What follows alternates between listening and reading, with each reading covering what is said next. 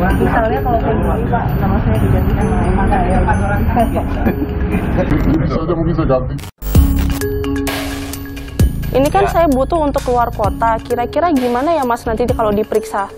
Oh, yang kan kalau masalah keluar kota kita masih bisa. Sekarang di barcode kan. Ini saya lagi buatin yang buat naik pesawat.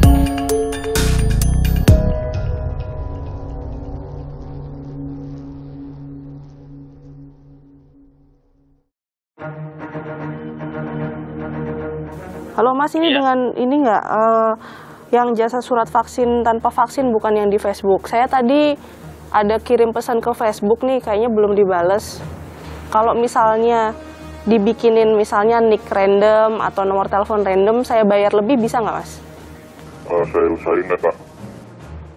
Pemalsuan sertifikat vaksin marak dikala PPKM, pemberlakuan pembatasan kegiatan masyarakat berlangsung. Penawarannya banyak ditemukan di media sosial. Salah satu kasusnya diungkap oleh Polda Metro Jaya pekan lalu. Dua tersangka HH dan FH ditangkap lantaran memalsukan dan menjual sertifikat vaksin palsu di media sosial. Ia membobol sistem aplikasi Peduli Lindungi dan memasukkan data pemesan sertifikat vaksin. Ini mudah dilakukan sebab ia memiliki akses ke dalam sistem tersebut. Para tersangka telah menjual 93 sertifikat vaksin palsu yang terhubung dengan aplikasi Peduli Lindungi. Yang bersangkutan membuat sertifikat vaksin dengan memanfaatkan password dan username piker yang juga dia ketahui. Mudah pula dipesan melalui aplikasi percakapan seperti WhatsApp. Penjual tertentu bahkan menyanggupi pembuatan sertifikat vaksin tanpa mengirimkan data KTP si pemohon, sebab mereka bisa merekayasanya. Salah satu yang kami hubungi bahkan menjamin sertifikat vaksin palsu buatannya bisa lolos dari pemeriksaan. Ini kan saya butuh untuk keluar kota. Kira-kira gimana ya Mas nanti kalau diperiksa? Oh, yang kan kalau masalah keluar kota kita masih bisa. Sekarang di barcode kan. Ini saya lagi buatin yang buat naik pesawat. Barcode-nya juga bisa dibuat Mas? Bisa. Kementerian Kesehatan menerapkan pemeriksaan vaksin pada 6 jenis kegiatan masyarakat secara bertahap.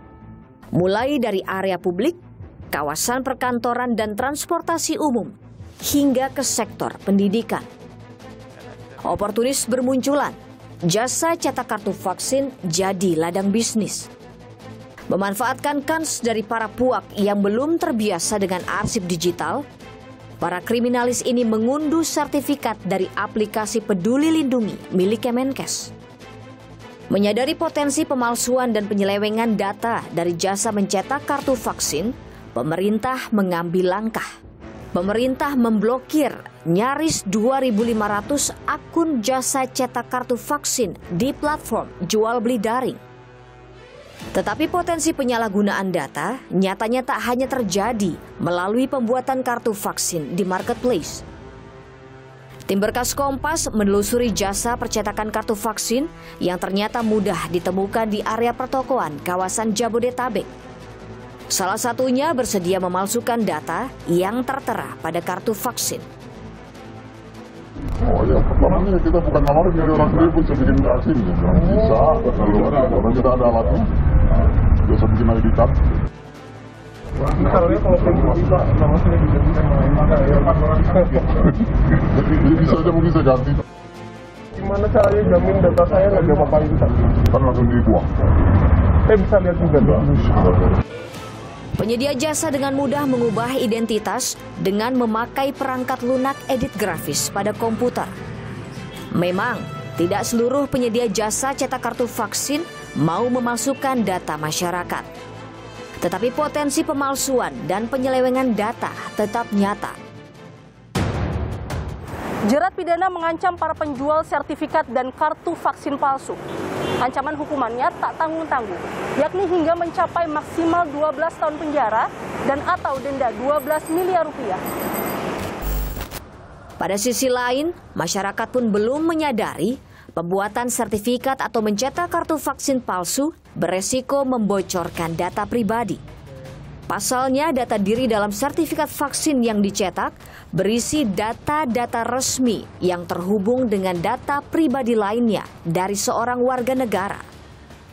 Kalau misalkan data-data itu dimiliki oleh orang yang otaknya kriminal dan agak pinter gitu, itu bisa linkkan gitu. Apakah nomor handphone itu mereka punya dompet digital, apakah mereka punya OVO, apakah mereka punya Dana, apakah mereka punya GoPay gitu, dan lain-lain begitu. Sehingga kalau misalkan mereka pinter, mereka bisa melakukan social engineering gitu, nipu orangnya gitu, mencoba mengambil alih akunnya dengan meminta nomor OTP gitu. Sejauh ini pemerintah tidak melarang pencetakan kartu vaksin, meski punya potensi terjadi kebocoran dan penyalahgunaan data masyarakat. Alih-alih mencetak, negara menganjurkan kepada warganya agar menggunakan dan menunjukkan sertifikat vaksin melalui aplikasi Peduli Lindungi. Pemerintah mengklaim secara bertahap sedang menciptakan pola untuk menekan bocornya data masyarakat karena mencetak kartu vaksin. Rame-ramenya ya setelah ada pembatasan menggunakan vaksin kan. Pada waktu PPKM kan tidak boleh kalau tidak menggunakan vaksin. Terus kemudian ada peluang orang untuk memperbanyak itu. Nah, oleh karena itu langsung kita menyiapkan model digital ini sehingga mempersempit ruang untuk menggunakan yang non-digital tadi. Meminta masyarakat beradaptasi menggunakan aplikasi digital via menunjukkan sertifikat vaksin untuk mengakses area publik, tetapi penerapannya masih sukar diwujudkan. Sebab jumlah target vaksin masih jauh dari ideal. Infrastrukturnya pun belum semua teraplikasikan. Bagaimana Bapak tahu ini kartu vaksin yang asli atau sertifikat kartu vaksin yang asli atau tidak?